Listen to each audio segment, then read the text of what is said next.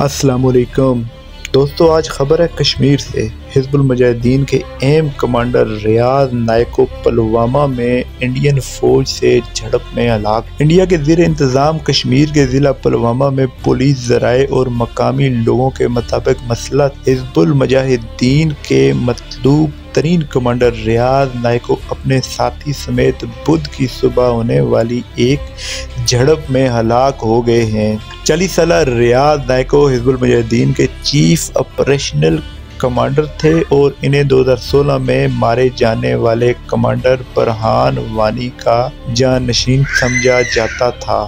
برہان وانی کے ہلاکت کے بعد ہی کشمیر میں عسکریت پسندی اور احتجاج کی نئی لہر شروع ہوئی۔ اور یاد رہے آپ لوگوں کو دوستو، بتاتا چلوں، اس کی وجہ سے نئی سیکیورٹی پالیسی بتائی جا رہی ہے جس کے تحت جھڑپوں میں مارے گئے عسکریت پسندوں یا ان کی تنظیم کی شناخت نہیں کی جائے گی تاکہ وادی میں عسکریت پسندی کی مقبولیت میں اضافے کے رجحان کو ختم کیا جا سکے۔ دوستو، انڈیا کے زیر انتظام کشمیر میں کرونا وائرس کے پھیلاؤ کو روکنے کے لیے 40 روز سے سخت لاک ڈاؤن جاری ہے اور اس دوران مزید شدت سے شروع کیے گئے فوجی آپریشن میں اب تک 34 عسکریت پسند ہلاک ہو گئے ہیں۔ یاد رہے ان جھڑپوں کے دوران 2 فوجی افسروں اور 1 پولیس انسپکٹر سمیت 17 سیکیورٹی اہلکار بھی مارے جا چکے ہیں۔ گزشتہ ہفتے کی ڈیٹیل بتاتے ہیں آپ کو ناظرین۔ گزشتہ ہفتے کپواڑہ کے قصبے ہندواڑہ میں ایک